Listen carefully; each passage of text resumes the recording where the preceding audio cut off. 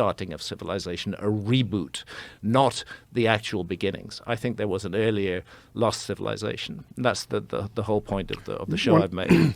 One should mention about that particular date, 11,600. Well, it's incredibly important. It's an incredibly important date because the Younger Dryas begins 12,800 years ago with a cataclysm, with a puzzling, mysterious rise in sea level at the same point, 1,000 years of freezing temperatures, mass extinctions of animal species all over the world, and then 11,600 years ago, global temperature shoots up. The last of the ice caps collapse into the sea. Sea level rises enormously. That is the date that work starts at Göbekli Tepe, and it's a point I've made many times, but it's really worth making because archaeologists roll their eyes every time you say the word Atlantis.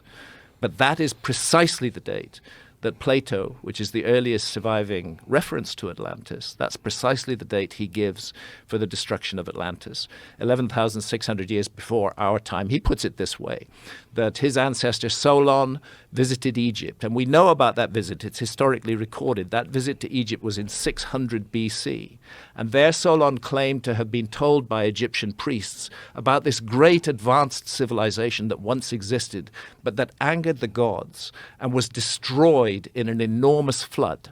And Solon asked those Egyptian priests, when did this happen? And they said, 9,000 years ago. Well, do the math. That's in 600 BC.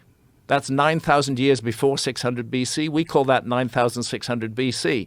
That's 11,600 years ago. That's exactly the date of the end of the Younger Dryas, and it's exactly the date of what is called Meltwater Pulse 1b, one of the biggest single rises overnight in sea level that ever occurred. So if Plato made it up, it's really weird that he picked a date that is precisely a date that coincides with the latest geological evidence on cataclysmic sea level rise at the end of the Ice Age. Could be a coincidence, but pretty